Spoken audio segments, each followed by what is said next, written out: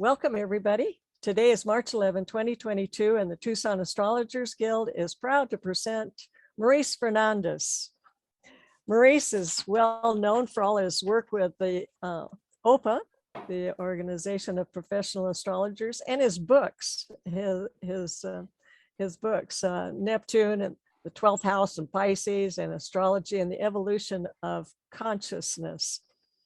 We're delighted to have him back as our speaker tonight. And I'm going to let him tell you about the upcoming OPA convention here in town. So without further ado, let's put our hands together and invite Maurice to take the stage. Thank you. Thank you so much. It's great to be back.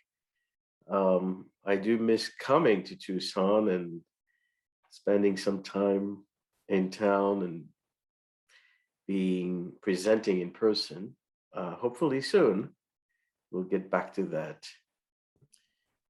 So yes, I live in Arizona too. I'm in Sedona, so just a little further north, and we're also having the same weather apparently. A lot of wind and a little chillier, and waiting for the 70s to kick in. As Gail mentioned, we're going to OPA, the Organization for Professional Astrology, is organizing this really fantastic event and very unique event. It's partially online.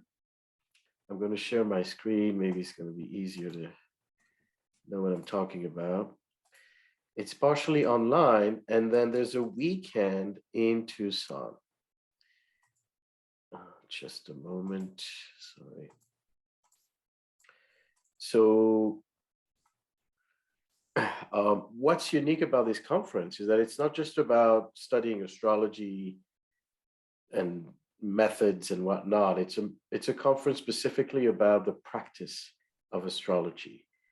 So if you want to start your practice, or if you have a practice but you need to expand, if you want to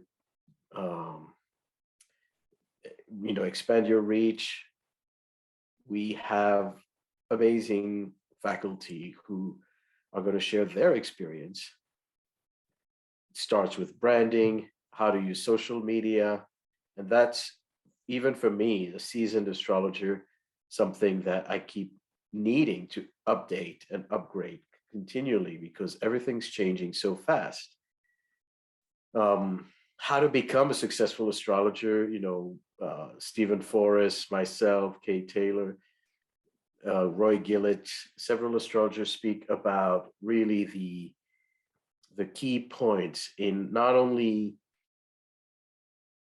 becoming an astrologer, but doing it sustainably. How do you actually find ways to make it happen?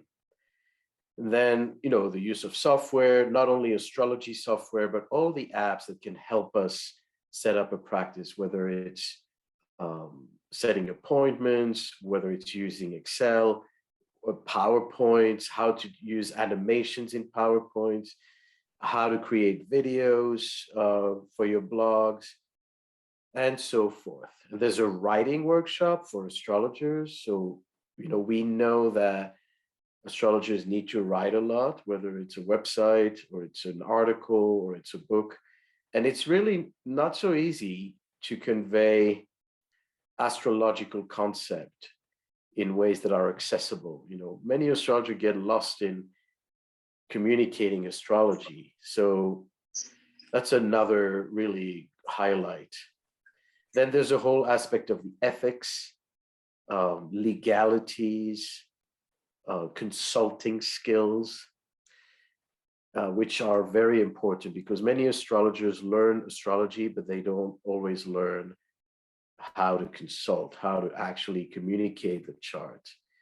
And that's happening in Tucson on May 2nd, 3rd, and 4th. There's a whole immersion that is just about consulting skills, handle sensitive themes, how to communicate sensitive issues, how to explore your own biases, in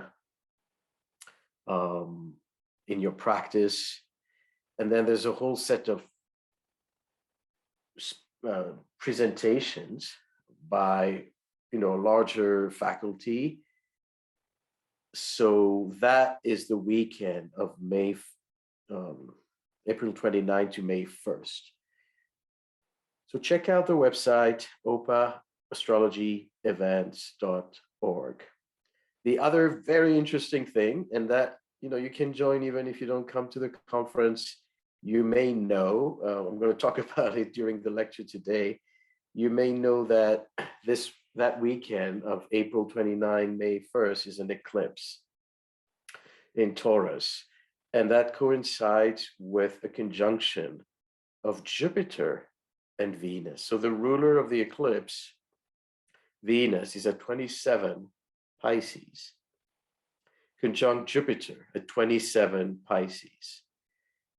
So Venus and Jupiter are the brightest planets. After the sun and the moon, the brightest objects in the sky.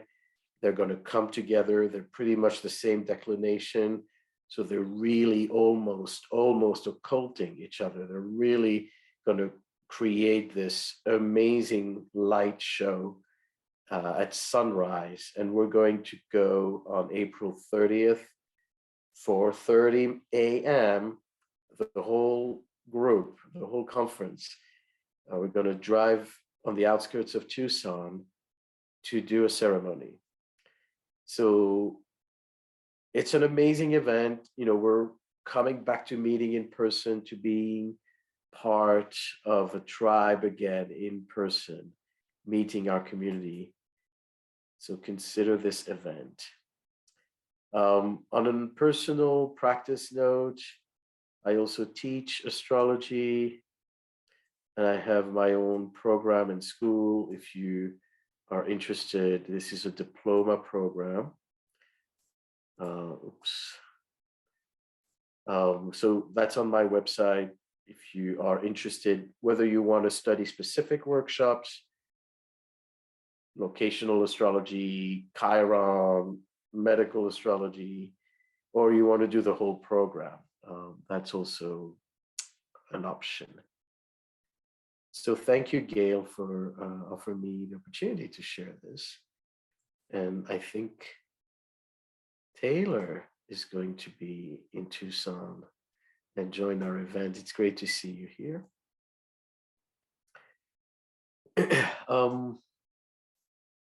So what brings us here tonight? Jupiter, Neptune to begin with, but then there's much more than that. So I'm going to talk briefly about the transits, what's happening in the sky these days. I mean, the reason I obviously want to speak about Jupiter and Neptune is because it's happening, they are coming together. It's a wonderful, it's a powerful conjunction. Jupiter and Neptune meet every 13-ish years, but they meet every 166 years in Pisces. And that's very unique because that is the sign that they're both associated with. Jupiter, traditional ruler of Pisces, and Neptune, the modern ruler of Pisces, this time at 23 degrees. So we're just emerging from this intense Pluto, Venus, Mars conjunction, and we know what's going on in the world, in Europe. It's also the Pluto return of the United States. And sadly, astrologers are not very surprised that this ended up, creating military aggression. These planets definitely suggest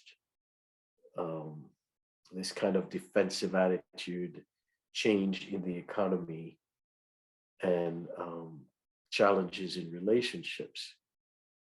So before we dive into the Neptune-Jupiter, it's important to understand the context, what else is going on, the times we're in, and then how it's leading up to the next step. It's interesting that as Jupiter meets Neptune in Pisces, so Neptune, ruler of Pisces, then Jupiter moves into Aries and meets the ruler of Aries by the end of May. So there are very important Jupiterian activations. April 12th is the conjunction with Neptune. April 30th, the conjunction with Venus and the eclipse. Then Jupiter moves into Aries on May 10 and meets Mars May 29. We are now at a time where Jupiter is at its perihelion, which means it's closer to the sun in its cycle. And that's why it's moving faster than usual. It's only staying in Pisces a total of 7-ish months. In quote unquote normal times, Jupiter stays up to 13 months in a sign. So it's going very quickly through Pisces and Aries. That's why, it's racing through Pisces now, diving into Aries. And it's going to stay in Aries from May to the end of October, then retrograde back to Pisces for a couple of months until the end of December, then back to Aries in 2023. Another interesting alignment that I may or may not have time to get to is the summer Uranus North Node Mars conjunction on July 31st, 18 degrees Taurus. So every time Uranus is on the North Node, these are very important years as well. But as you look at this kind of lay of the land, you see that a lot of these Jupiterian, Piscean, Aries activations show, a general feeling that we are in a bit of an adventure. Pisces shows the end of a cycle, Aries shows the beginning of a cycle. So there's a dissolution and a new formation, new cycles emerging. And in both the ending and the beginning, it's a little formless. There's nothing that's really very tangible. And it's an opportunity to really have a blank slate. I like to see both the Piscean and the Aries transition as an open sea, sailing open sea. We don't see our land in sight yet, but it's exciting because it's an opportunity for something completely new. So this is a bit of the flavor of the whole year. It's an adventure, which means it's not a year about security, about stability. It's a year where things are morphing into new shapes and forms. And I believe that by the time Jupiter gets into Taurus, that's when we're going to start to really have more tangible results.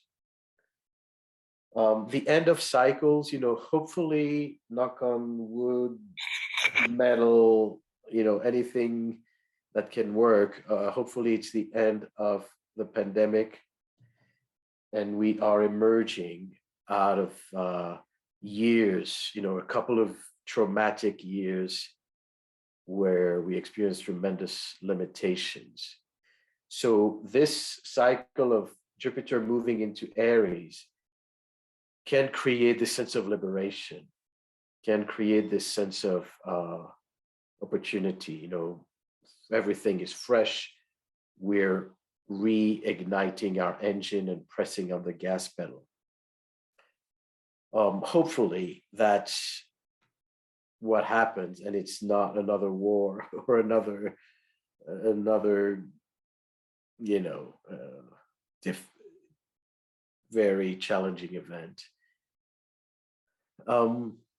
So what, let's explore the again, another important component in this context is the fact that as an evolutionary astrologer, I pay great attention to the placement of the nodal axis. So the nodes, the true node shifted from Gemini to Taurus, Sag to South Node in Sag to Scorpio. And so even by transit, these nodes are very important. We see when we look at the nodes, you also have to look at their rulers. So if you look at the North Node in Taurus, you have to track where Venus is. And Venus is a fast-moving planet, so fluctuations and development is going to be important to follow, and Venus is going to be an indicator of how things are shifting. South Node in Scorpio, you can track both Mars and Pluto. Now, interestingly, if you look at this, South Node is Mars, Pluto, North Node is Venus, and what happened on the previous new moon is that Venus, Mars, Pluto were conjunct. So the rulers of the nodes were conjunct, and it's in Capricorn. Every time you have a cluster of planets, particularly financially related planets, such as Venus, Mars, Pluto, in Earth signs, particularly Virgo and Capricorn, you're going to have a contraction. It's going to lead to a need to pay attention how you spend money, and it can lead to a bubble burst, to a tightening of everything, a sobering experience. And lo and behold, this war in Europe is, first of all, leading to sanctions, Capricorn. You see everything contracting, and in an unprecedented way. I mean, I don't remember ever such an accumulation of sanctions, from McDonald's, closing its stores in Russia, to Visa credit card and whatnot. So you see all these financial measures to tighten, control, regulate, and sanction. So now this is happening in the backdrop of a Jupiter-Neptune, which is interesting, because Jupiter-Neptune is anything but tight. Jupiter-Neptune is as expansive as can be. These are two planets that have to do with what is beyond the material, what is beyond the tangible, and certainly not about counting pennies. So you have this contrast of this tightening and this expansive, adventurous energy of Jupiter-Neptune. And it's a little bit of what's going on. I mean, we're not yet in April, but you can already see how things are inflating out of proportions and then shrinking. And we have this kind of manic crash, mania, euphoria crash motion. Of course, this also translates into the ballooning of the gas prices. Every time Jupiter and Neptune come together, or at least many times, maybe not every, I haven't tracked all of them, but many times when Jupiter and Neptune come together, there is an inflation. There is something that, gets manic, gets big, exaggerated, and then it crashes. There's a deflating quality to Neptune and the inflating quality to Jupiter. So they create this very we should call it an unpredictable dance. But this again, understanding the backdrop of the North Node in Taurus. Now, what does that mean, this North Node in Taurus? If we look at, again, the context, where are we emerging from? The South Node represents quite often what we're bringing with us. I can get more in detail about why the South Node is what we're bringing and why the North Node is where we're going.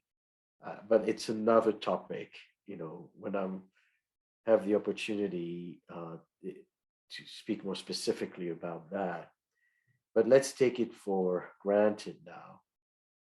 Emerging from the South Node in Scorpio, we come from a place where we were isolated and we felt separated. There's a lot of grief in Scorpio, the grief of loss, the loss of jobs, the loss of people close to you, whether people have passed or you just couldn't meet your family. So there was so much grief that the Scorpio South Node captures. Beyond that, there was also a great deal of distrust. Scorpio has to do with trust issues. And where is Pluto, the modern ruler, in Capricorn? So who are you not trusting? The government.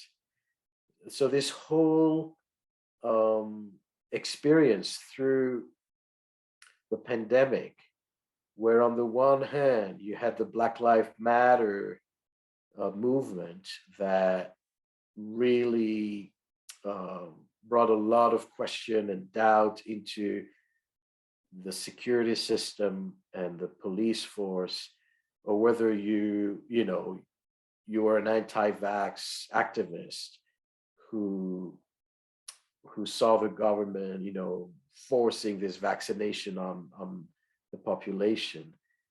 Doesn't matter which side of of the spectrum you stand in, there were a lot of issues about trust in the system, how reliable the system is, and how the things that we hold reliable, credible, Capricorn, were falling from grace, were exposed in their shadows. And the North Node in Taurus speaks about the need to rebuild, to solidify, to emerge from the grief to a place of sustainability, use of resources, more ethical use of resources, and overall a need to calm the nervous system. Now, part of this has to do also with the economy. Taurus, Scorpio are related immediately to economic cycles, to the use of resources. So it's not a coincidence that, soon after they get into that axis and Pluto, Mars, Venus come together, we have an economic problem, an economic challenge. And Russia and the Ukraine are in the thick of it. They are the epicenter of that crisis. Hopefully there will be a phase of rebuilding and not, and humans will find ways not just to destroy things, but to actually enhance and build. The spiritual message of a North Node in Taurus, the way I would, an analogy I would use is to rebuild the temple, to build a stronger, more aligned, and better temple for spirit. So back to Jupiter, Neptune. Guess what? The last time they came together was at 26 degrees Aquarius, and that was in 2009, soon after the 2008 economic crash. So here are some dates.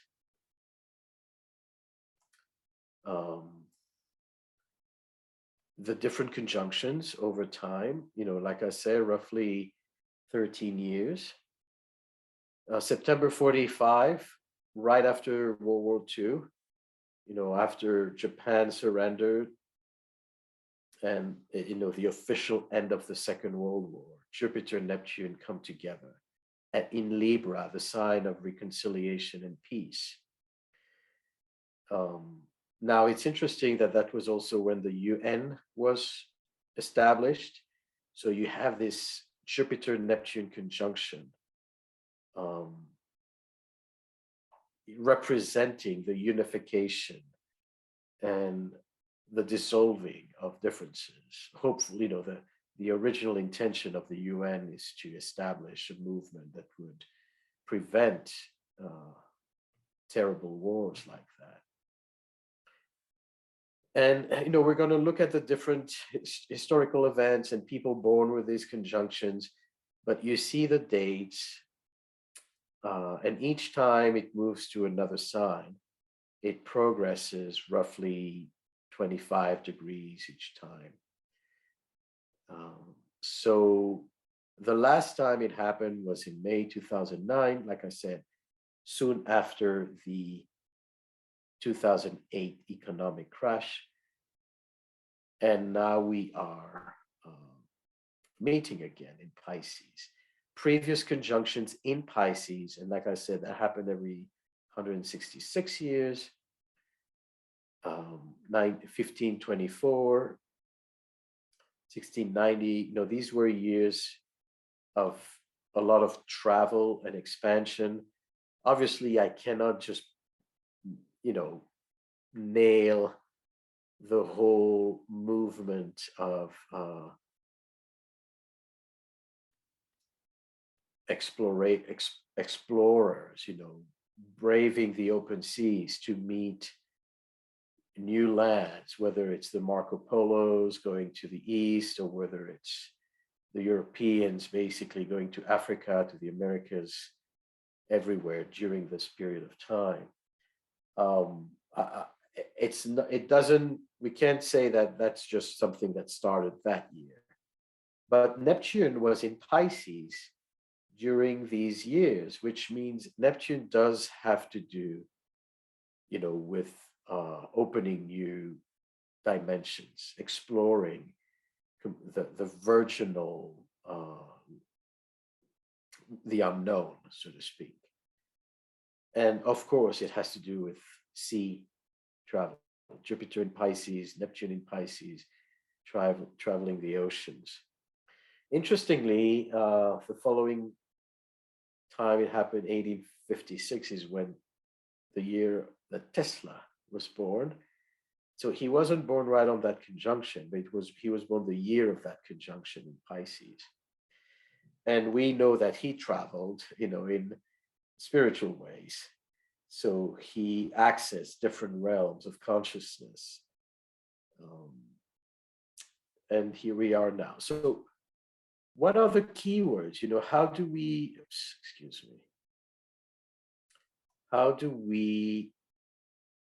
recognize, or what can we make out of this conjunction? Let's look at the chart for the upcoming one. It's a very interesting chart. As you can see, it's a 23 Pisces 58. And there are many other planets around the same degree. Saturn's at 23. Saturn squares the nodes at 23. The sun is at 22. So the whole chart is lit up at that degree. When you have a repetition of a degree, it really engages everything. So one thing I would like to touch on, remind me if I forget, this conjunction takes place on the April 12th. Right before that, there's a Mars-Saturn conjunction. 22 Aquarius. So I want to touch on that. So I see several comments in the chat.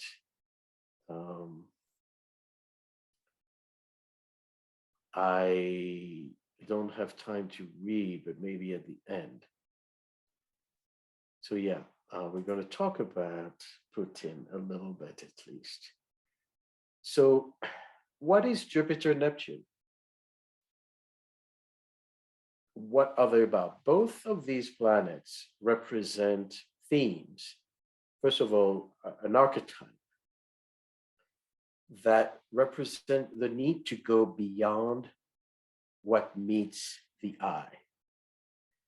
Whether you look at Jupiter from a Sagittarius point of view or from a Pisces point of view, whether you associate Neptune with Pisces or not, if you're a traditional astrologer or modern, both these planets don't like and don't relate to physical, material boundaries. These are planets that represent our need to explore what is beyond the physical, but also what is beyond the current state of things. Sagittarius, we know, and Jupiter, we know, is the principle of expansion. So it has to do with more. Now, what drives Sagittarius to want to expand? Let's look at the natural zodiac and the natural cycles. And if you want to understand a sign, try to see where it's coming from. What came before Sagittarius is Scorpio.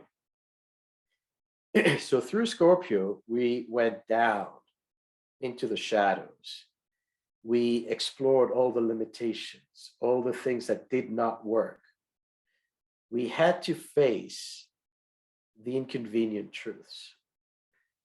So there's a lot of experience of loss, emotional intensity, excuse me,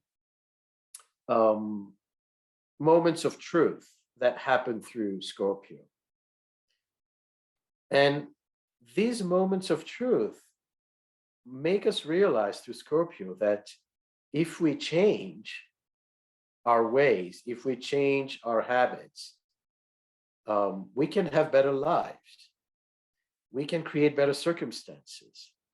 Scorpio is the typical archetype of rags to riches, of being the reject, the black duckling that turns into a swan.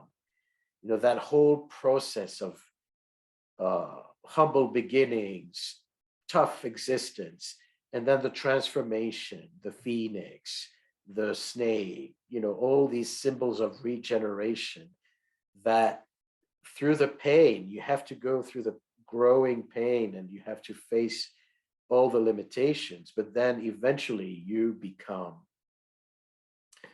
larger, bigger, more successful, wealthier. It pays off. All the efforts you invest to find remedies give you an advantage. And then Jupiter, follows that with optimism. Wow, we can go much farther. We can grow. So the growth process begins in Scorpio. And Sagittarius leans on the Scorpio to spread the wings even farther and further. There's another thing that happens in this transition between Scorpio and Sagittarius. And that, as I said, Scorpio represents a very deep emotional shock. It's a shock of rejection. It's a shock of loss. It's the shock of insecurities. Am I loved? Am I hired? Am I successful? A lot of self-doubt happens in Scorpio. And in worst case scenario, and I'm going to use the worst case scenario just to understand the energies, Scorpio can experience loss. Why? Because Scorpio has to do with our with recognizing our powers, when we have power and when we lose power. And one of the experience of losing power is loss in general. Loss of a battle, loss of a relationship, loss of a loved one. And so there's a lot of grieving that happens through Scorpio. And when there's grieving, then there's eventually, like we said, there's a regeneration. But there's also another transition that happens.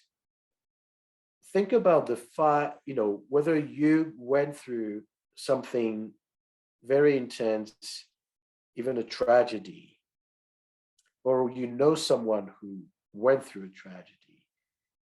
How do you cope with that? You lost someone dear, you lost something about yourself. Quite often, this is a gateway to a spiritual exploration. Many people who go through losses have to ask themselves spiritual questions. Why is this happening to me? Where is my departed loved one? What happens? You're suddenly transported away from routine, survival, into deeper existential questions. And so from Scorpio to Sagittarius is a transition from an emotional experience, Scorpio, to a spiritual experience, Sagittarius, where you start asking questions. Why am I here? Why are we doing what we're doing? Why are we waking up every morning? So Jupiter seeks, is the truth seeker. And it's the need to find the reasons why. And there is obviously a whole theological, cultural, religious quality to that exploration of Jupiter. So, you can be comforted by the fact that your loved one is in heaven, or your loved one is with your ancestors. So you through Jupiter, you start to go beyond the physical realm to higher truths.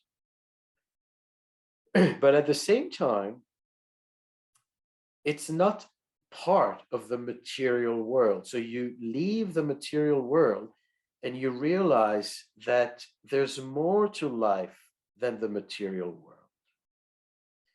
This is why Jupiter is the first step into higher thought, whether it's the academia, whether it's philosophy, whether it's religion and spirituality. We want to explore larger concepts. And that comes as a result of the Scorpio crisis, as a catalyst for asking questions. And these questions are hypothetical questions. They are quite often conceptual, theoretical. We don't really know. We can't test if there is a heaven and if my loved one is indeed in heaven or not.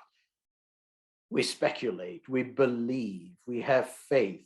So all these Jupiterian words, faith, belief, are not objective, they're subjective terms.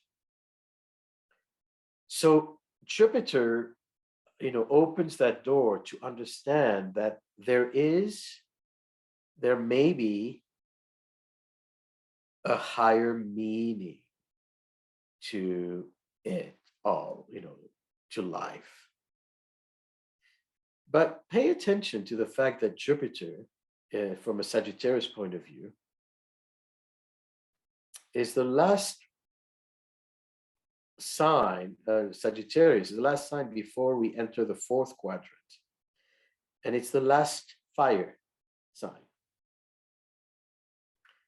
So the first fire sign, Aries, then Leo, then Sag is the last one.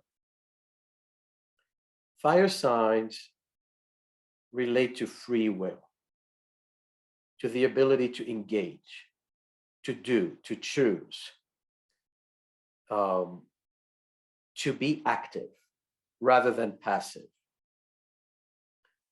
Through Aries, the first sign of birth, we take charge of our destiny. We ignite our engine. Aries is the ignition. We birth ourselves in Aries. In Leo, we birth our children, the sun, and we become co-creators. We become leaders of our destiny. And we create a second generation.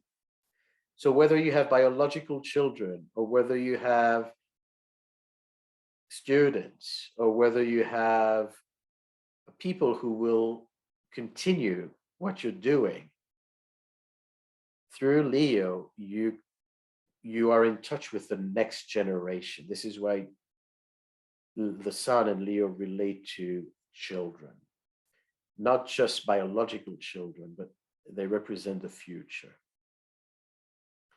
And then Sagittarius is the children of your children. So it's your grandchildren.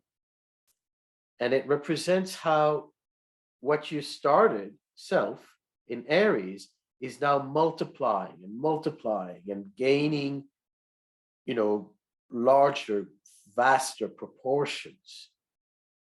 And what do you know about Jupiter? Everybody loves Santa Claus. Jupiter is the benevolent, the abundance, the hope, the optimism that there's heaven, optimism that it's, even though there's pain, it's all going to end well. This need to have faith in something positive.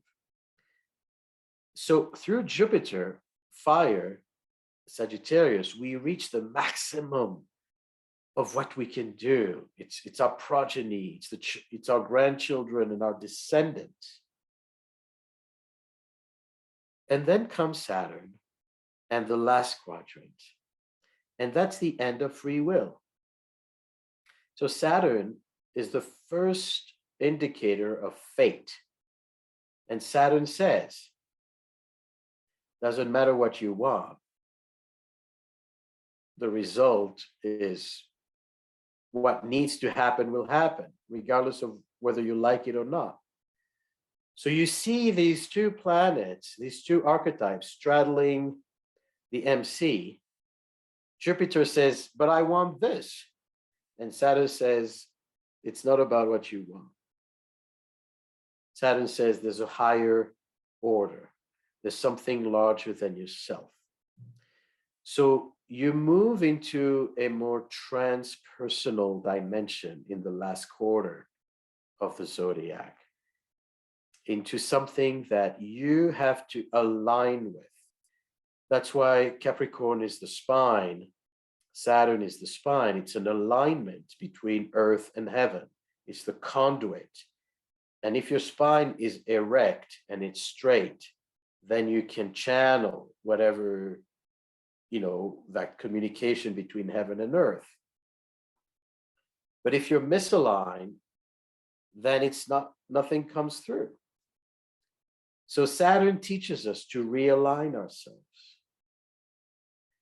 And then it progresses through Aquarius and then through Pisces, Jupiter, Neptune. And in Pisces, Jupiter, Neptune, we are in the most, I would say, that outer reach of the zodiac where we really have no free will at all.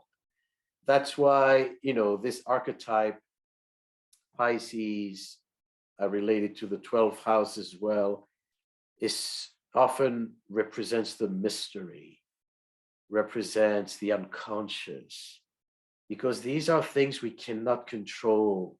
We don't fully grasp. It's beyond our reach.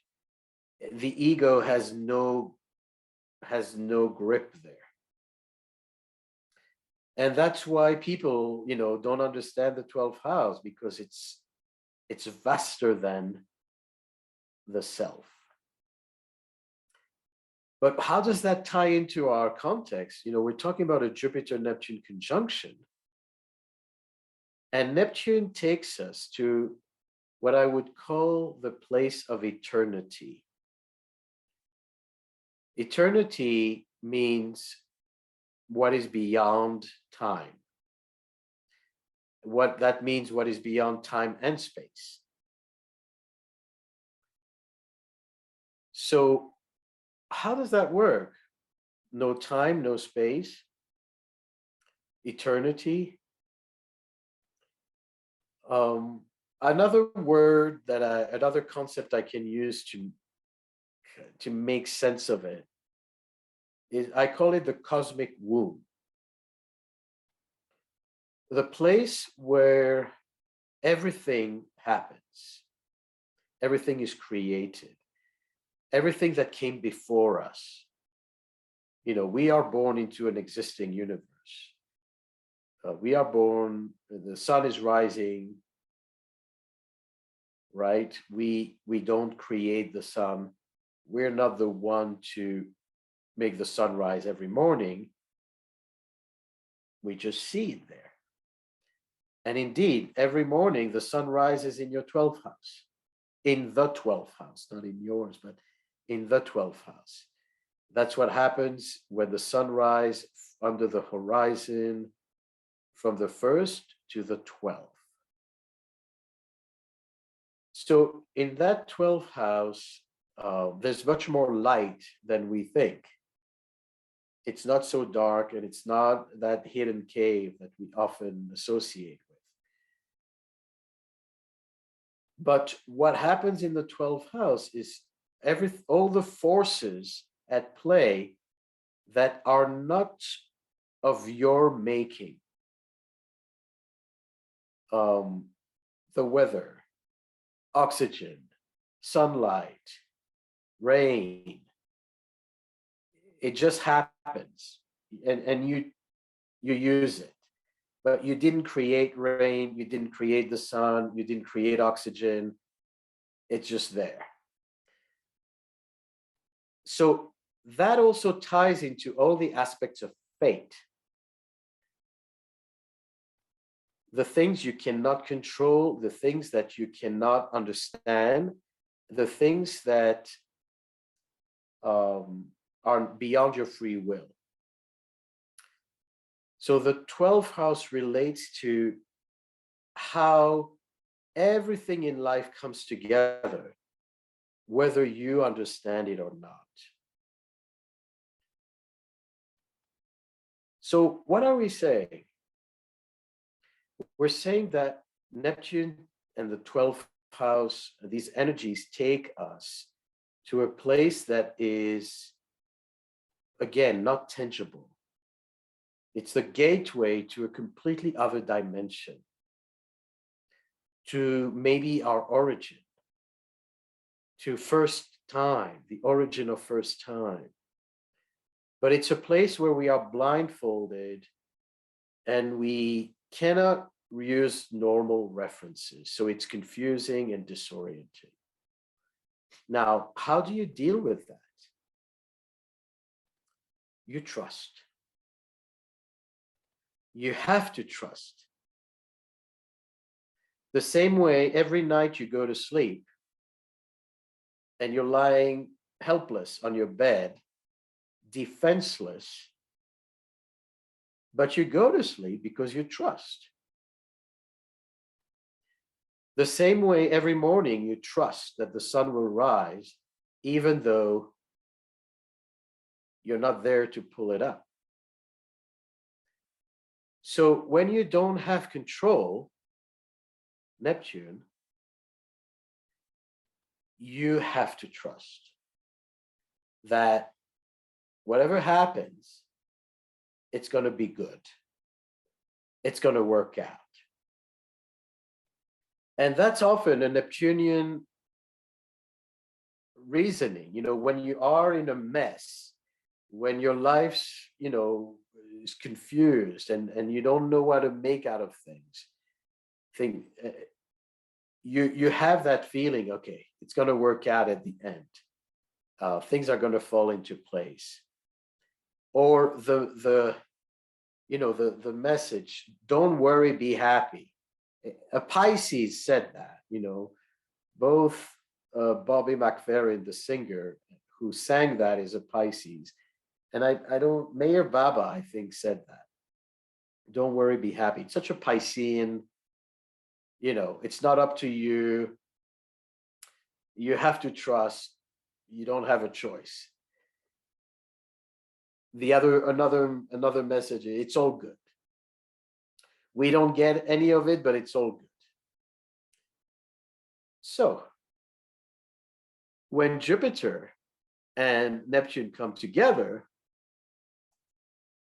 we have that incredible optimism of that fusion of faith, of the Jupiterian instinct to search for more, to look for opportunities, to expand our reach, and that sense of trust that we need, that underlies the fact that after all, despite all the pain, it's all good. Now, when Jupiter and Neptune come together, we have an opportunity to access these other realms, to go beyond the material world, to explore deeper meanings. And many of us during this period of time will be drawn to meeting new teachers, even going on journeys. And most importantly, the fusion of Jupiter and Neptune is a fusion that invites risk, because this conjunction tells you it's not about security. Life is not about, your routine and having a job that will pay. From a Jupiter-Neptune point of view, if you don't have meaning to your life, who cares how much money you make? You need meaning. You need to know why you're here. You need to know that there's a higher purpose to your existence.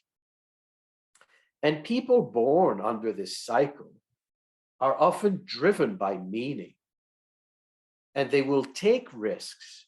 They will travel to India. They will leave their attachment to material possessions to try to find the deeper meaning. And these are the people also who will have the courage to leave behind the material comforts in favor of a spiritual calling. So, looking at some charts, I'm going to dive into that, and we can explore that. But if we go back to our particular time, let's look at the chart for this. You have this higher spiritual calling, but you also have a North Node in Taurus that says, rebuild your temple, pay your bills, and make sure the resources are used sustainably. So there is that dialogue between spirit and matter. Now, most of us are either spiritual or materialistic. Very few of us have both, but we need both. Interestingly, the midpoint between the material North Node and the spiritual conjunction is the Sun in Aries. Action. So, we often see that people who choose a spiritual life renounce the material life. You know, they don't want to deal with money.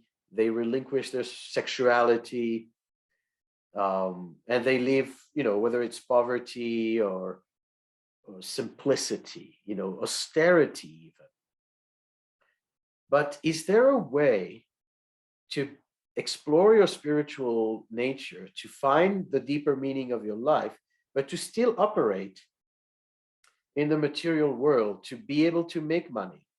I think astrologers are well placed for that, because if we speak about just the conference I was talking about, how to make it sustainably as an astrologer, we are connecting to higher meanings. We are exploring spiritual landscapes, but we also need to make things sustainable. And we help people also with their financial questions. So I believe this is one of the great challenges of this year,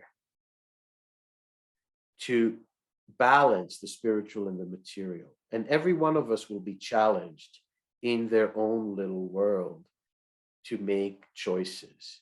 What does that mean on a larger scale? It means how to use resources in a way that has a spiritual value. How to connect with the earth, how to use oil, how to use food, Taurus, in a way that has spiritual meaning. We can hope that there are going to be breakthroughs in that direction. But if it is misused, if there is no connection between the spiritual and the material, then what you end up having is this Jupiter Neptune going out of control. Out of control means inflation, excesses, things that are not sustainable at all. And then the subsequent crash. You will go through history and you will see quite often when there are Jupiter Neptune conjunctions or alignment, could be an opposition. What often happens is that something larger than life, iconic, something massive, that I mean in size and in value, can come down.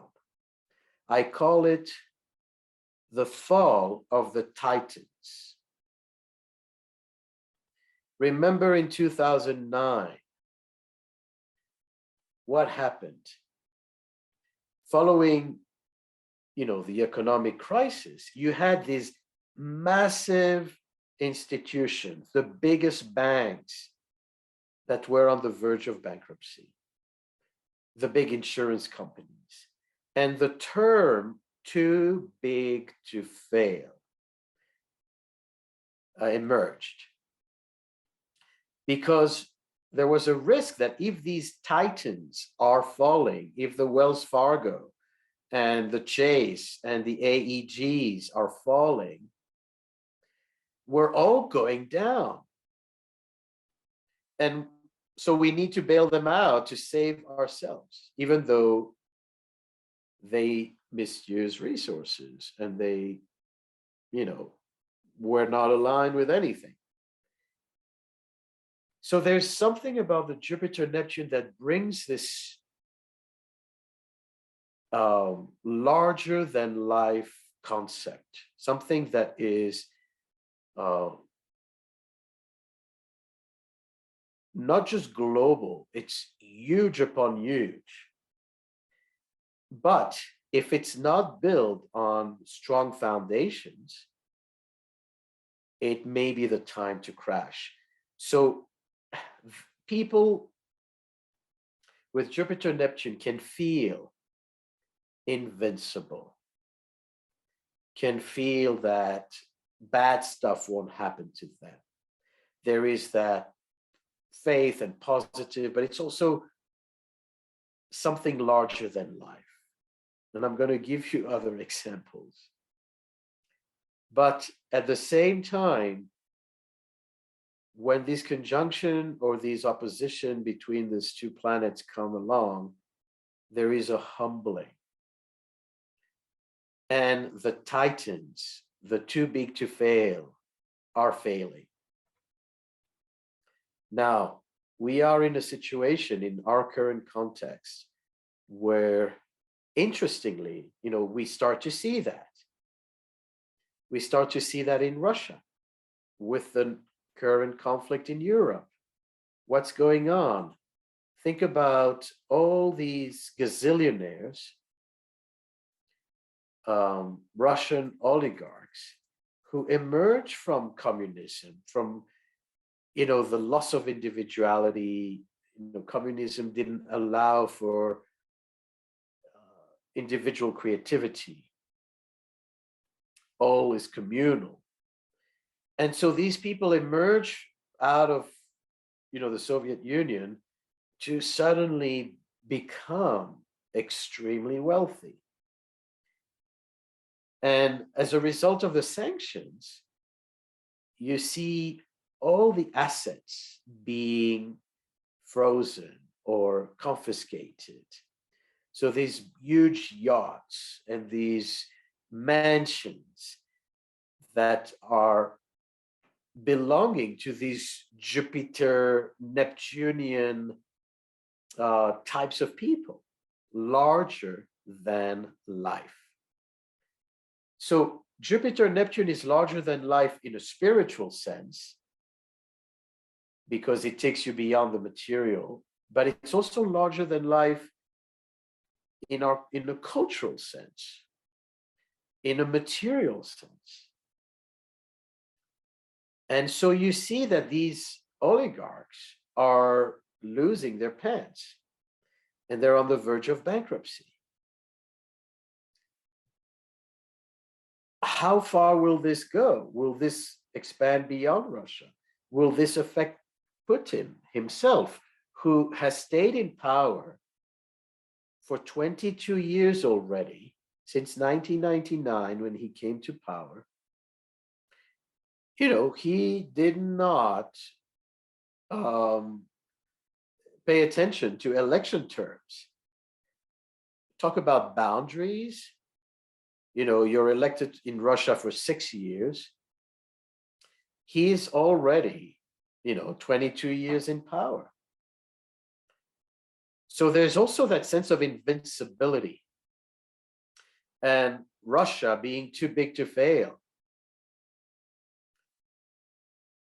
So Russia is at great risk. And any kind of figure who thinks that they are above it all, that they are too big, are at risk as well. And that includes all these massive, massive institutions, including our own United States feeling of invincibility. So we'll see how far this goes. I cannot predict that. I just see that the theme is there and we have to pay attention to it. It's going to be interesting. So I want to illustrate this from a completely different perspective. These are all pop icons who were born in the summer of 1958. You have Madonna, August 58, Michael Jackson, August 58, Prince, June 58, and this is a British singer. You may know her, Kate Bush, also Leo, 58. Now, Americans know Madonna, Michael Jackson, and Prince. It doesn't matter if you like them, if you know their music, that they are larger than life. They attained an iconic status that surpasses most showbiz celebrities. Even Michael Jackson called himself the king of pop. So there's something larger than life. And this is all of them are born with this Jupiter Neptune conjunction on their north node.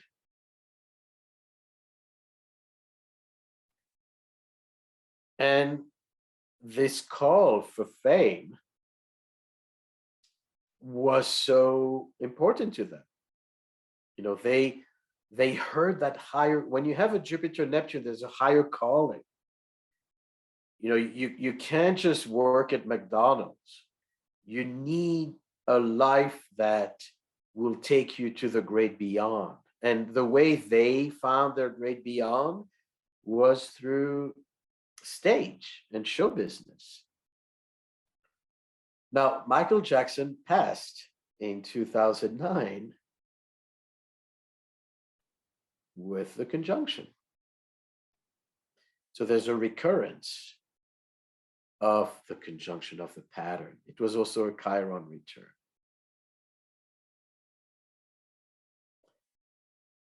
Prince, interestingly, was born with Venus on his south node and that conjunction on his north node, 6th house, 12th house. And so you see the musical, the Taurus, Venus in Taurus, Neptune opposition, it's very musical. But you also see, if you know a little bit about his life story, those who saw Prince performing, he was always very sexed up. And all his songs, had a lot of sexual themes and touching himself, and very Taurian, very Taurus Scorpio. But then at some point, he became a Jehovah's Witness and a born again. And he basically abandoned the sexual attitudes and the provocative gestures and went door to door to ask for donations for the church. Prince, the big famous icon, knocked on people's door to collect money for church donations. So you see this humbling and this spiritual calling. The first calling was his fame and music, but the second calling was finding God. And it ended up being, in a born again fashion, very conservative, but it's definitely a Jupiter Neptune experience. Interestingly, he passed with a Jupiter Neptune opposition, also on the nodes. So he's also born under this cycle and transitions under this cycle. Interestingly, both Prince and Michael Jackson died of substance abuse, too much medication, which is a Neptunian issue.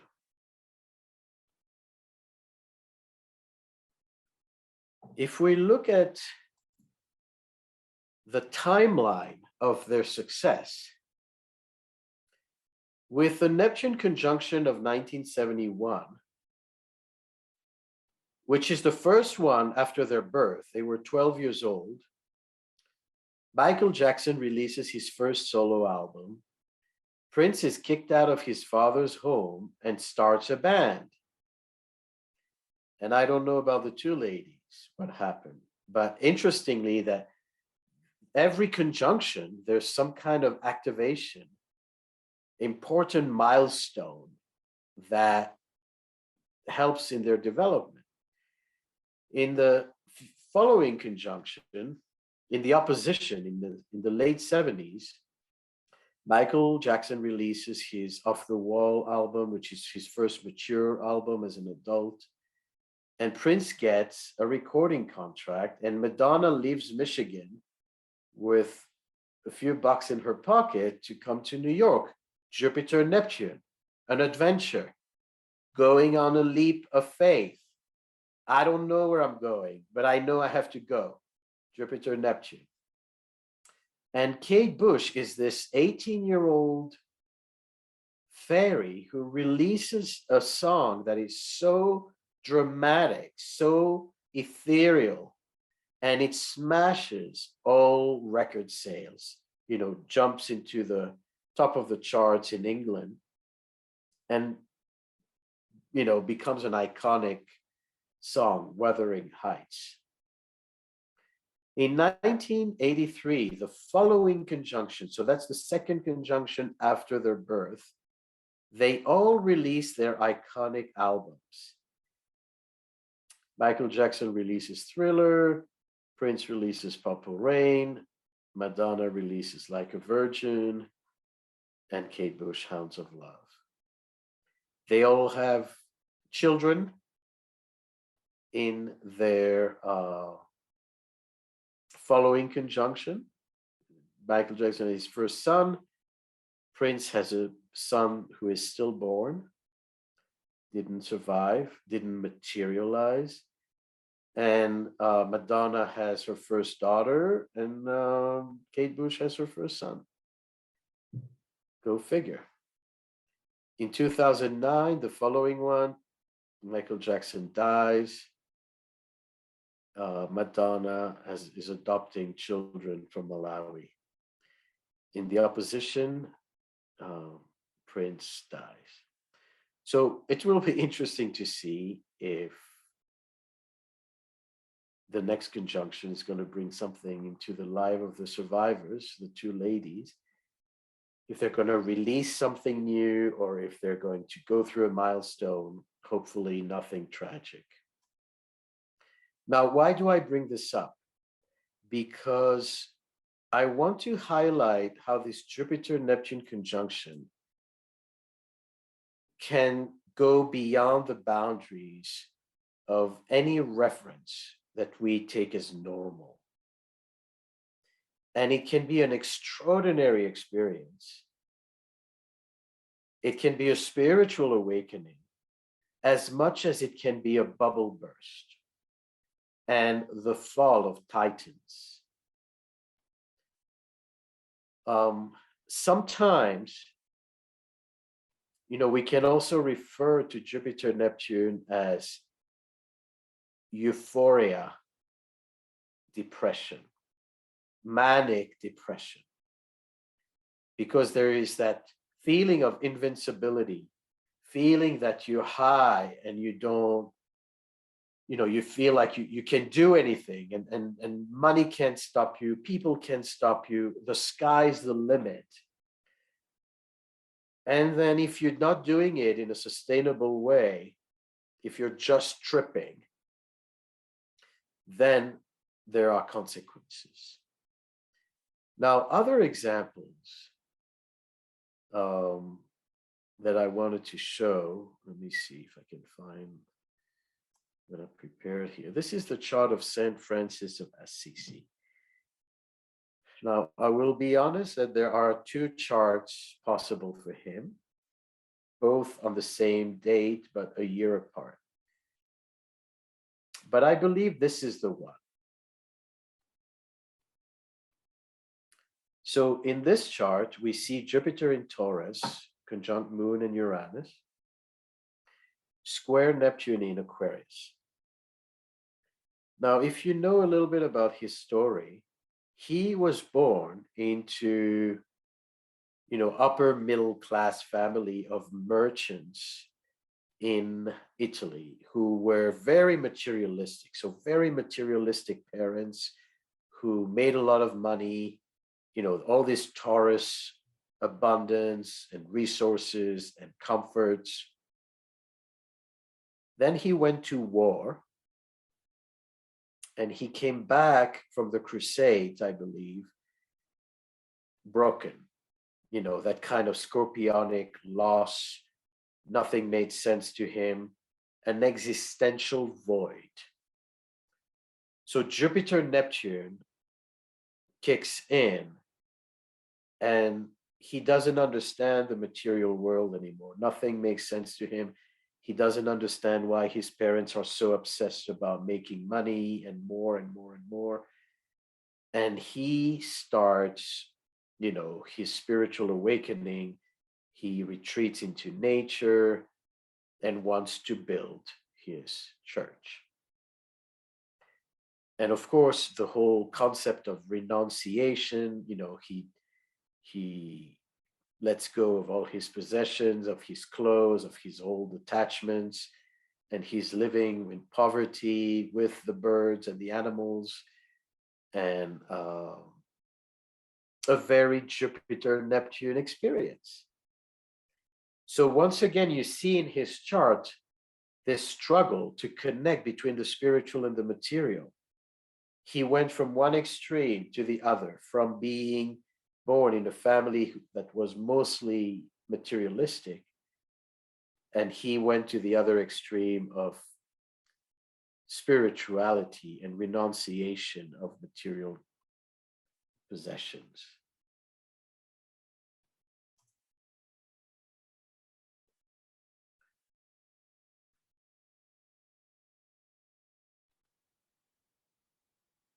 So that's one example. This is the chart of Bernadette Soubirous, who was this peasant girl in France, in Lourdes, France, who had vision and basically experienced the apparitions of the Virgin Mary. So no one believed her, but this vision kept reoccurring, and basically the Virgin, I believe, instructed her to build a temple, to build a church where she appeared, and it became this place of pilgrimage because people were healed of all their diseases. So Lourdes, up to now, is a place of pilgrimage where people who are paralyzed and have terminal diseases come to receive spiritual healing and blessing. So this is the date when this takes place. First of all, she's born with the Jupiter-Neptune conjunction in Aquarius. And the apparition occur when the sun is right on that conjunction, Sun Venus, and Neptune's on the North Node in Pisces, squaring her natal nodes. So again, something of a transcendental nature.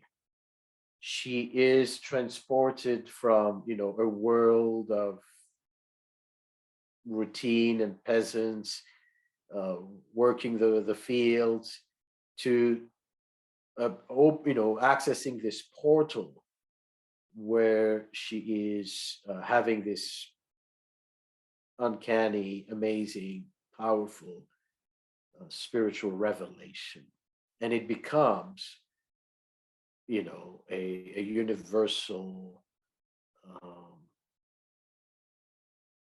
a place where the whole world comes to receive healing.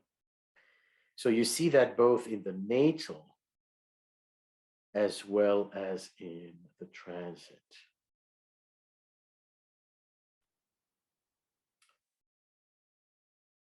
The Dalai Lama is born with a sextile between Jupiter and Neptune. And that Jupiter and Neptune are part of a kite. So there's a grand trine in water pretty tight, and Neptune is the apex of the kite. And obviously, the Dalai Lama captures these energies very graphically. First of all, again, being the chosen one, being recognized as the reincarnation of the Dalai Lama tradition. So his life is fate has it that his life is now in the hands of a spiritual tradition. He's not going to have a regular childhood. He's not going to get married. He's going to lead the life of a monk, of a spiritual teacher. So you see again this departure from a mundane life to a spiritual life.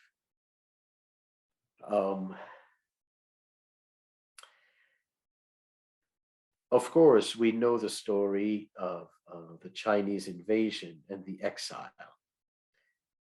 This is also quite clearly demonstrated in his chart, not only by a Pluto South Node square Mars, where fourth house, he is losing his house, losing his country. So there's an element of destruction, of rupture, of having to leave his homeland, Cancer, fourth house. And at the same time, with Saturn in the ninth house opposing Neptune, square Chiron, and this whole configuration, you also see the cultural persecution. So he's not just kicked out of his house. There's a whole religious persecution. Saturn in the ninth, religious ninth house, Saturn persecution. Saturn, Neptune, martyrdom, nailed to the cross. The cross of matter, Saturn, versus spirit, Neptune. Now, what do we recognize when we see images of the Dalai Lama, or when we see him on a video, or just read what he's writing? We see someone who experienced tremendous upheaval and losses. So someone who grieved. But at the same time, this impersonal life, it's not about him. He's the voice of millions.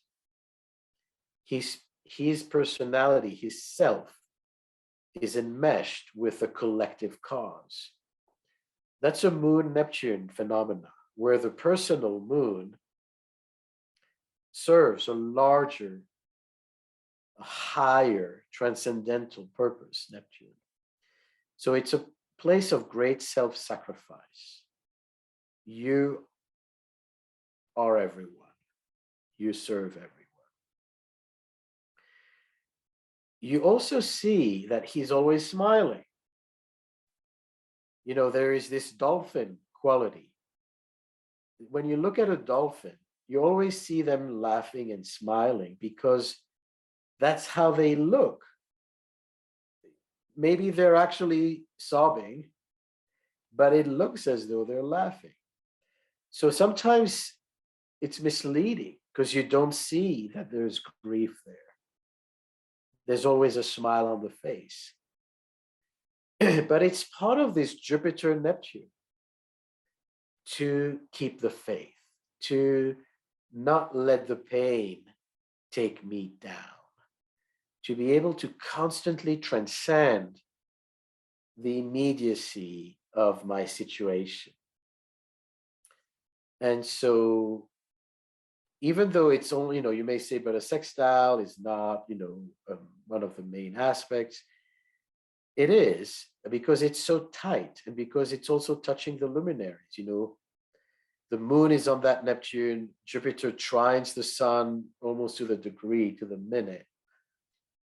So it's a very important sextile, and he lives it. You know, his life is very Jupiter Neptune. So, you know, these are just examples to give you the different extremes, that Jupiter Neptune may not necessarily be only spiritual and only epiphanies. It can translate into something artistic. It can translate even into the material world. But in no matter what, there is a need to make it sustainable. Otherwise, there is a risk of this energy being so ethereal that you can't control it. It gets out of hand. You know, we say, oh, sailing open seas, go, you know, taking the leap of faith, embracing the unknown, seeing the promise of something more meaningful and grateful and magnificent even. But it can also be drowning. It can also be floods. It can also be when something is too big, gets out of hand, and ends up overwhelming you. Now it's in Pisces. Pisces is the sign of water. So we have to pay attention to our oceans. We have to pay attention to water streams. And it, you know, we could get experiences where there's a loss of control associated with water. I mean, already Australia has experienced devastating floods on the East Coast. You know, I don't know, once a century or once many years, some kind of really extraordinary amount of water. And I think if we look at the temperatures around the world, if I kept track of that, and I've seen that everywhere there was an experience of really peaks and drops of temperature, and a particularly wet winter in many places. You know, Europe saw a lot of snowfall, much more than previous winters. The East Coast here in the United States also very intense winter. So it may, you know, it's interesting to see how these planets can manifest on so many different levels. Before I touch on the next steps, I wanted to know if there are questions about what we covered.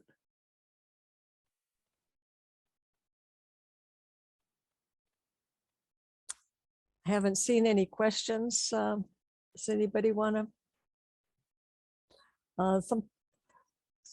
Someone said that you're pointing out a Jupiter-Venus conjunction at 27 Pisces is the same day as the eclipse. This is the conjunction. You see Jupiter, Venus at 27 Pisces. It is indeed the day of the eclipse, 10 Taurus. So, excuse me. The eclipse happens in the middle of the day on the 30th of April. And that same day, the ruler of Taurus, Venus, conjuncts Jupiter at 27. Now, Neptune is also there. So you have this triple conjunction of Venus, Neptune, and Jupiter. Now, if someone is born with that, what would you tell them? Interestingly, you know, it's also the exaltation degree of Venus, 27 Pisces. And interestingly, the conjunction of Mars, Venus, and Pluto in Capricorn was on the Mars exaltation degree. So we have all these, powerful degrees being activated. But this is now moving into a Venusian degree. So from a Martian to a Venusian degree. Now, if someone is born with this,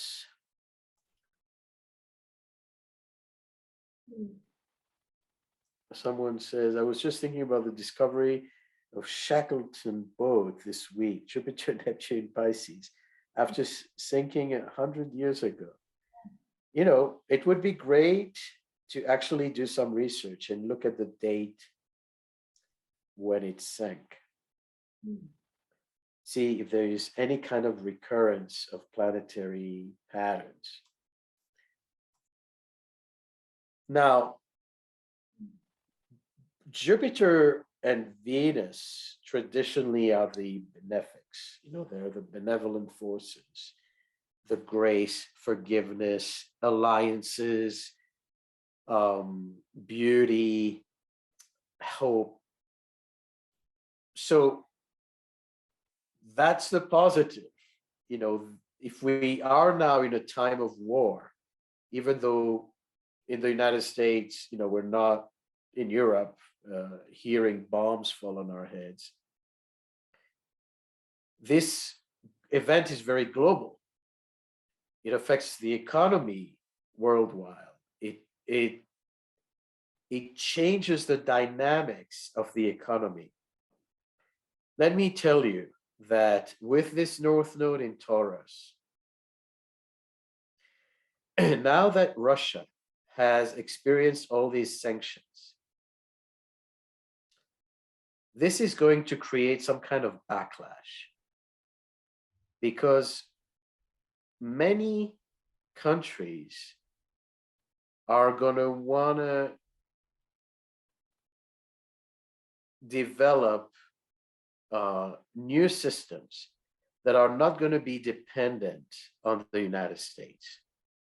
Because if they see the United States able to pull the plug so easily on their economy, they're not going to take the risk of relying on SWIFT or Visa to sustain themselves. Like, this is going to be a wake-up call for many of these nations who don't want to be affiliated with the West to start doing their own thing and to dissociate from the West. If it's China, if it's Russia, or many Asian countries. So there's going to be some rippling effect that they're going to see that the moment that there's so much power in these boycotts that it can crash an economy. So my sense, looking at these planets, is that it's going to start a completely new movement of in developing further independence from the United States dominion. Now, on a positive note, as I said, Venus, Jupiter can be a time of peace. Maybe there will be some kind of resolution to this conflict. Maybe it will be a time to come together. We definitely see a sign of peace in that. And I think already, as Venus will move into Pisces, we're going to start seeing that. What is the shadow side of Venus, Jupiter, and Neptune? It's too much sugar. Too much chocolate. It's great, it tastes good, but then you have a liver inflammation. So the danger here is over optimism, indulgence, a loss of proportions, and loss of critical thinking. Too much Venus, you're not as sharp. So it's great for the arts and it's great for peace, but it's dangerous um, for boundaries and for critical thinking. So it can be a time where there is false hope or optimism that becomes deception. Will it be one or the other? Usually a mix of both.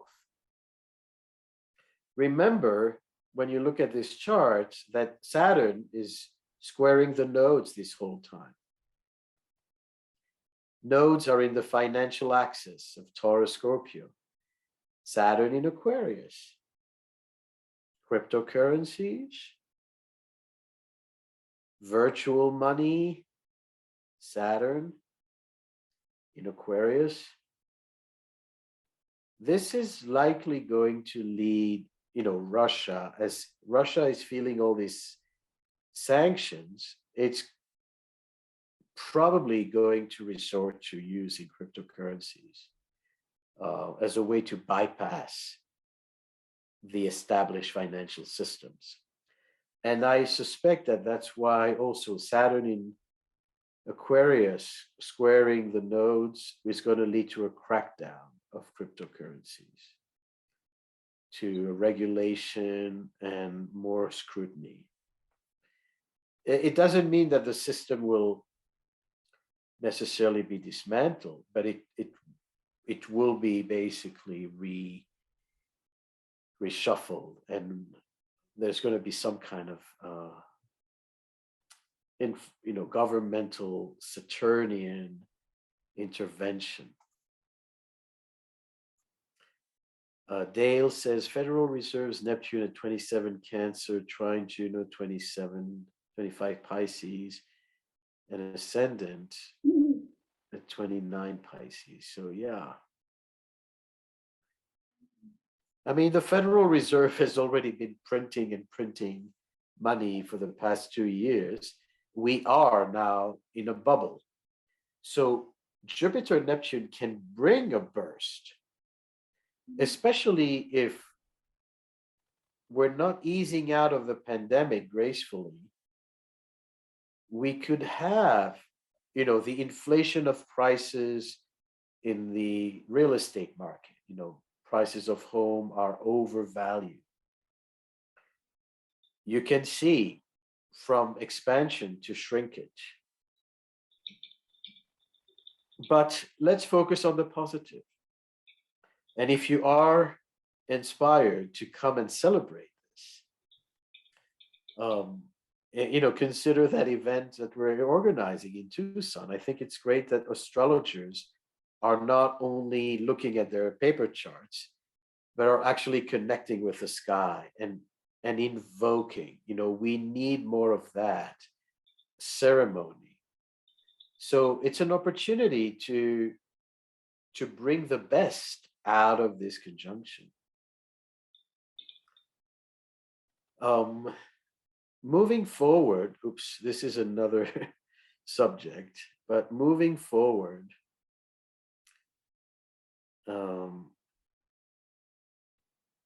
what happens in May is that Jupiter moves quickly right after that Venus conjunction, leaps into Aries. So Jupiter in Aries. Full speed ahead. Hmm? Full speed ahead.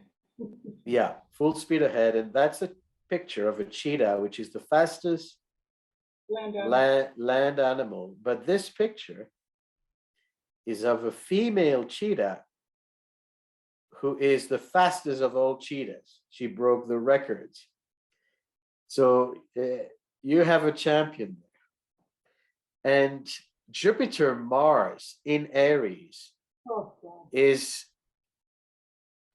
an expression of freedom. It's a need to reclaim your own sovereignty, your own life, and to take charge of your own life. So it's a very rebellious configuration. You know, you don't accept any restrictions with Mars, Jupiter in Aries. Nobody can tell you what to do. You need to go your own way. You need to follow your own bliss. And so it's also uncontrollable and potentially volatile because it's such a fiery energy. You know, we're moving from these waters, from this ending of a cycle into this spring at full speed. You know, I have this image of a horse being birthed and running. You know, they're not taking any time to settle down and to be nursed and whatnot. They're galloping. And that's a little bit of what we're going to go through, because many people, whether you have planets at the 0 cardinal degrees or not, just by virtue of having both Mars and Jupiter at the cardinal degree is going to create many new ventures, you know, new chapters, birthing. It's like a moment of birthing that is unstoppable, and everybody's going to birth a lot of things together. So new projects, new jobs, new relationships, relocation, a lot of newness, new chapters. And like I said, not about security. You're not going to think, you know, oh, how much money am I going to make? You're going to think later. You're first going to go and do, and that's the spirit. I would encourage people to take the risk, because that's what the stars are saying. The stars are saying, don't overthink this. Just do it. Just go. Just create. Just be who you're meant to be. Follow your bliss. The great risk, yes. The last time Mars was in Aries was in 2020. Then the whole retrograde cycle. But the last time Jupiter was in Aries was in 2010. Remember, 2010, 2011. Big years. Years of Occupy movements, protests against the 1%. So Jupiter in Aries is extremely vocal. I don't know how many people in this group have Jupiter in Aries, but these are people who cannot be silenced, who cannot, you know, not express what they think. Sometimes you can see Jupiter in Aries people swearing a lot. But on a spiritual level, it has to do with speak your truth. Don't hold back. And so this is why Jupiter in Aries often shows up at times of activism and change. The other thing that happened in 2010 and 11 was the Arab Spring.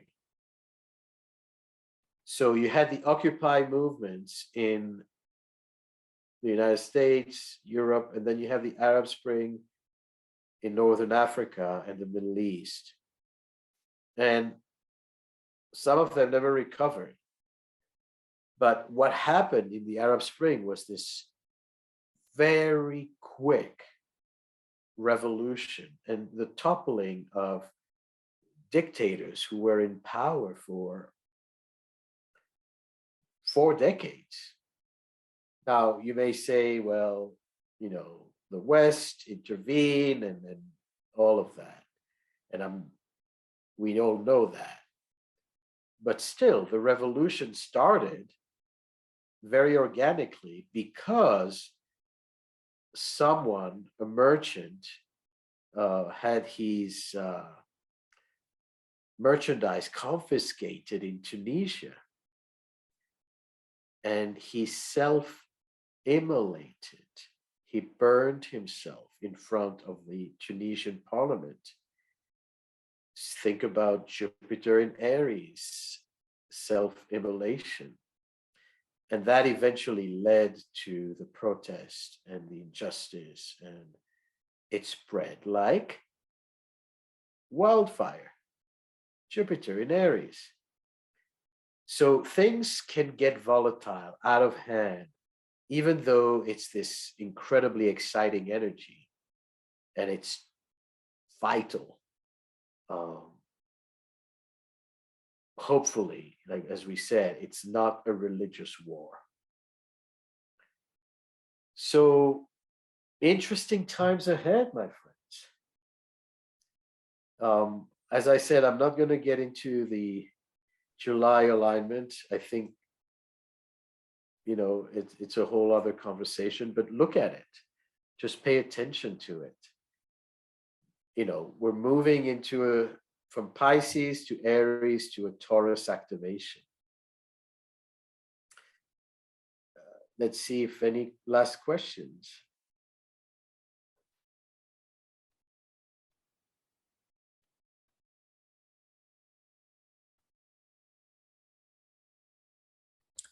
Yes.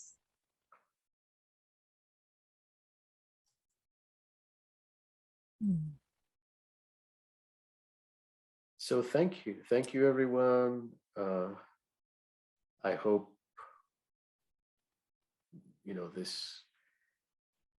everyone learned You said something. it's been a very a lot of information. Great presentation, Maurice. You said you were going to say something about Putin. Oh, Putin.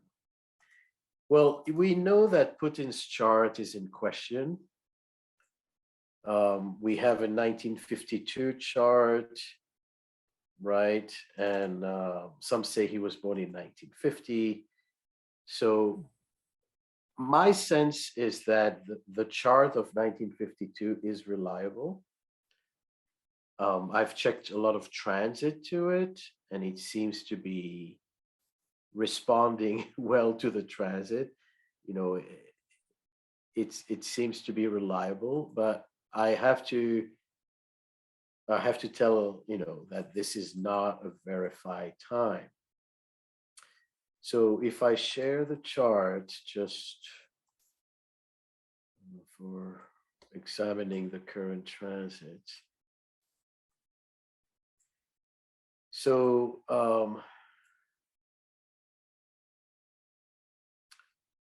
let me take away some of these extra bodies because it's getting messy.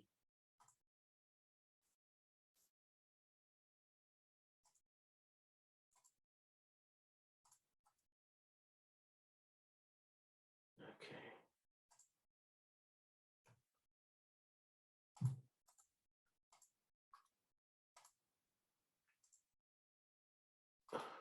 Well,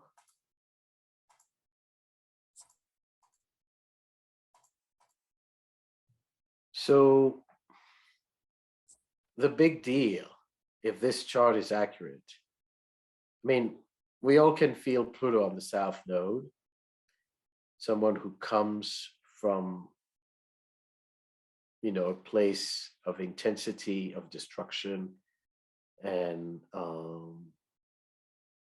lot of power. And Pluto on an angle is always about the question of the right use of power.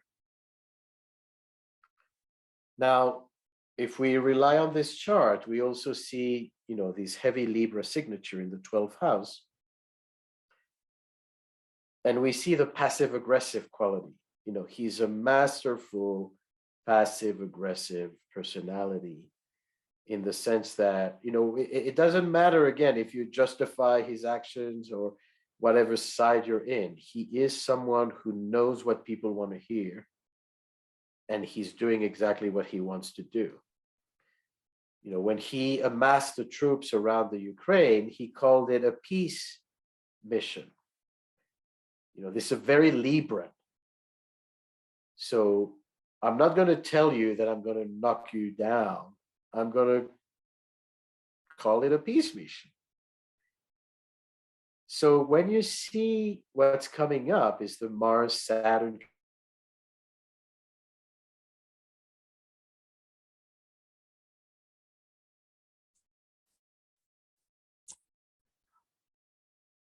Pluto Saturn aspect have taken down the strongest.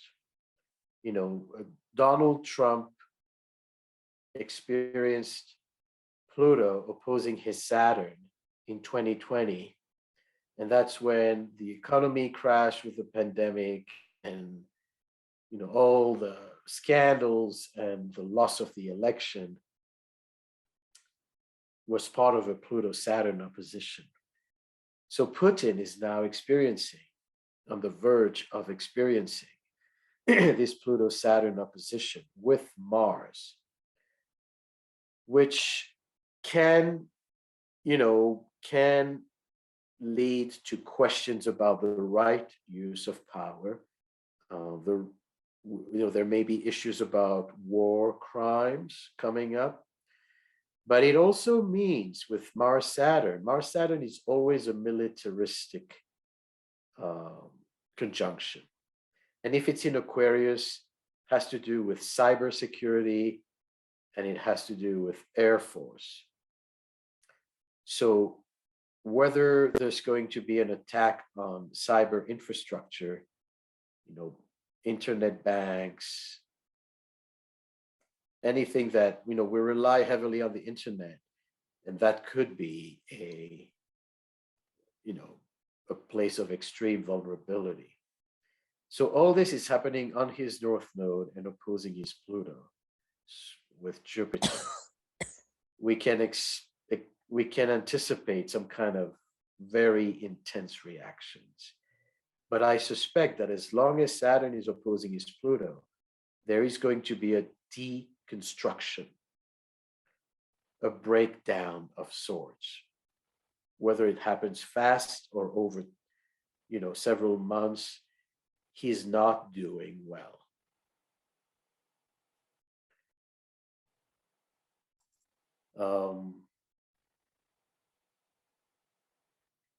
So yeah, we can hope for the best, really. The Jupiter-Venus conjunction is happening on his asteroid Pallas, which is an asteroid that has to do with the warrior and has to do with strategy.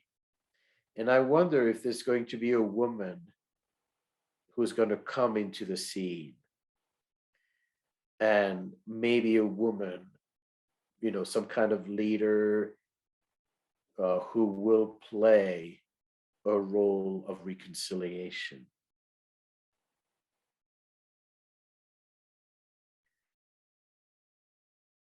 The question about the 4th and 10th house, if again this chart is reliable, it may be the worst possible position, because when you have Mars Saturn in your 4th house opposing that Pluto in the 10th, it means that it's not just the international community confronting you, it comes from your own home. So there may be internal opposition starting to really show a stronger courage and protest. So the erosion is coming from within. You know, if it's in the 7th house, it's the known opponent. But in your 4th house, it's actually your own home turning against you. So that's a very difficult situation. It may not be just one person. It may be like we say, mass protest, or the elite in his country starting to react to his actions.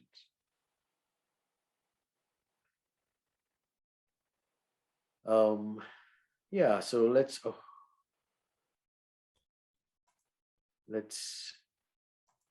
all hope for the better scenario for both the Russian people, for the Ukrainian people, and for all of us. Because one of the things that we notice, and I think that's part of the Jupiter Neptune, that it's global.